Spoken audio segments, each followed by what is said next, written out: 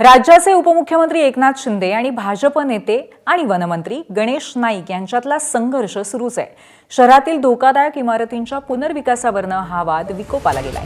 राज्य सरकारने क्लस्टर योजना जाहीर केली असली तरी शहरी भागात तिला परवानगी देऊ नये असे आदेश गणेश नाईक यांनी महानगरपालिका आयुक्तांना दिलेत। तर शिंदेंच्याच पुण्याईमुळे गणेश नाईक वनमंत्री झाले हे त्यांनी विसरू नये अशी टीका खासदार नरेश म्हस्केंनी केली आहे।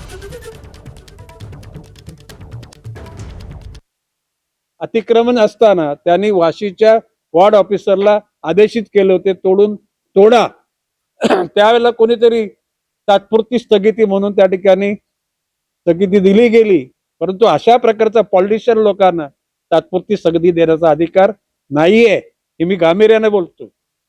आणि म्हणून अशा प्रकारची मस्तीमध्ये काम केलेले आहेत ना। मी मगाशी बोललो चोर के चोर ऊपर से शिरजोर, काय बोलतात, काय केलं, तोंड घशी पडले।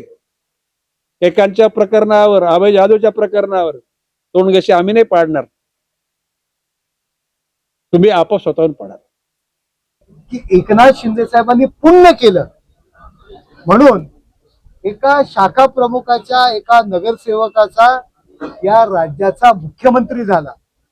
आपण म्हणतो ना, पुण्य केलं की फळ मिळतं, तसं फळ मिळालं। आज उपमुख्यमंत्री आहेत म्हणून आता जे पाप आणि पुण्याची भाषा करतायत ते अधोगतीला गेले होते, ते आता एक वन खात्याचे मंत्री आहेत। एकनाथ शिंदे साहेबांच्या पुण्यामुळे, पुण्य कामामुळे हे कोणी विसरू नये।